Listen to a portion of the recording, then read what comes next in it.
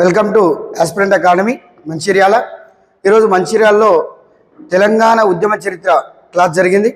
ఈ తెలంగాణ ఉద్యమ చరిత్ర మరి ఇక్కడ ఆస్పిరెంట్ అకాడమీ అనేది తెలంగాణ ఉద్యమ చరిత్ర అనేది కాదు, ప్రతి సబ్జెక్టు కూడా మంచి ఎక్స్పీరియన్స్ ఫ్యాకల్టీని హైదరాబాద్ నుంచి తీసుకొచ్చి ఇక్కడ చెప్పడం అనేది, తెలంగాణలో వివిధ జిల్లాల నుంచి తీసుకొచ్చి చెప్పడం అనేది విద్యార్థుల యొక్క భవిష్యత్తుకు వారు ప్రభుత్వ ఉద్యోగాన్ని పొందడానికి ఒక పూలబాట వేస్తున్నటువంటి సంస్థ ఆస్పిరెంట్ అకాడమీ అనేది వారి యొక్క రిజల్ట్ వల్లనే తెలుస్తుంది.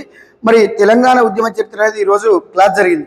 ఈ తెలంగాణ ఉద్యమ చరిత్ర ఏంటంటే, ఈ ఉద్యమ చరిత్ర మనకు ములికి నానుములికి బహుమనీ రాజ్యం నుంచి ప్రారంభమై ఆ తర్వాత కుతుబుషాహి రాజ్యంలో ఒక కుదిపి మళ్ళీ అసఫ్జాహి రాజ్యంలో మరి సాలార్జంగ్ సంస్కరణ వల్ల నానుములికిలను నియమించడం వల్ల మళ్ళీ ములికి నానుములికి ఉద్యమం అనేది తెరపైకి రావడం, ఆ తర్వాత 1888 ఫర్మానా, 1919 ఫర్మానా, 1933 ఫర్మానా, ఆ తర్వాత నిజాం ప్రజల సంఘం, అరవముదు అయ్యంగార్ కమిటీ, ఇవన్నీ మరి ములికి ఉద్యమంలో భాగంగా ఉన్నాయి.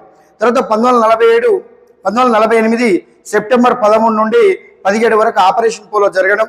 ఈ ఆపరేషన్ పోలో ద్వారా హైదరాబాద్ సంస్థానం భారత యూనియన్లో కలవడం జరిగింది. భారత యూనియన్లో కలిసిన తర్వాత ఇక్కడ JN Chaudhary government, MK Vellodi government, JN Chaudhary military government, MK Vellodi పౌర ప్రభుత్వం, ఈ రెండు ప్రభుత్వాలు కూడా హైదరాబాద్ని సామాజికంగా, ఆర్థికంగా, రాజకీయంగా సెటిలైట్ చేసి శాంతి భద్రతను నెలకొల్పడానికి వారు స్థానికేతరులైనటువంటి ఇతర రాష్ట్రాల వారిని నియమించడం జరిగింది. ఐఏఎస్, ఐపీఎస్, ఐఎఫ్ఎస్ ఇలాంటి ఒక ఉన్నత స్థాయి ఉద్యోగాల్లో. మళ్ళీ ఇక్కడ ములికి నాన్ములికి సమస్య అంటే స్థానికేతర సమస్య తెరపైకి రావడం జరిగింది. బుర్ర రామకృష్ణారావు గారు 1952 మార్చి 6న హైదరాబాద్ ముఖ్యమంత్రి కావడం జరిగింది. ముఖ్యమంత్రి అయిన తర్వాత 1952 జూలైలో వరంగల్ నుంచి ములికి ఉద్యమాన్ని ఎదుర్కోవడం జరిగింది. ఈ ఉద్యమం రానున్న తరాల్లో తెలంగాణ గొప్పతనాన్ని, తెలంగాణ యొక్క భవిష్యత్తు నిర్ణయించిన ఉద్యమంగా మనం చెప్పొచ్చు. ఈ ఉద్యమం ఎస్ఆర్సి తెలంగాణకు అనుకూలంగా సిఫారసులు చేయడం, పెద్ద మనుషుల ఒప్పందం తెలంగాణకు అనుకూలంగా మరి తెలంగాణ ప్రాంతీయ కమిటీ ఏర్పాటు చేయడం, ఇవన్నీ కూడా 1952 ములికి ఉద్యమం ద్వారా సాధ్యమైనవి.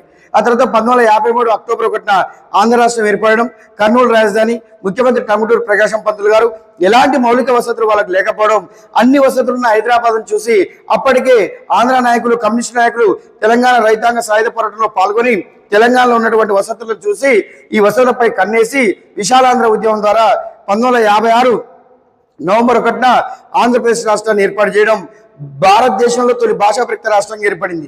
కానీ తెలంగాణ బలవంతంగా కలవడం అనేది జరిగింది. దీంతో నీళ్లు, నిధులు, నియామకాల్లో తెలంగాణకు అన్యాయం జరుగుతుందని ఏదైతే ఎస్ఆర్సి చెప్పిందో, స్టేట్ రీఆర్గనైజేషన్ కమిటీ చెప్పిందో, ఆ అంశాలని మనకు తర్వాత కాలంలో అన్యాయాలుగా మార్చి మరి ఆంధ్ర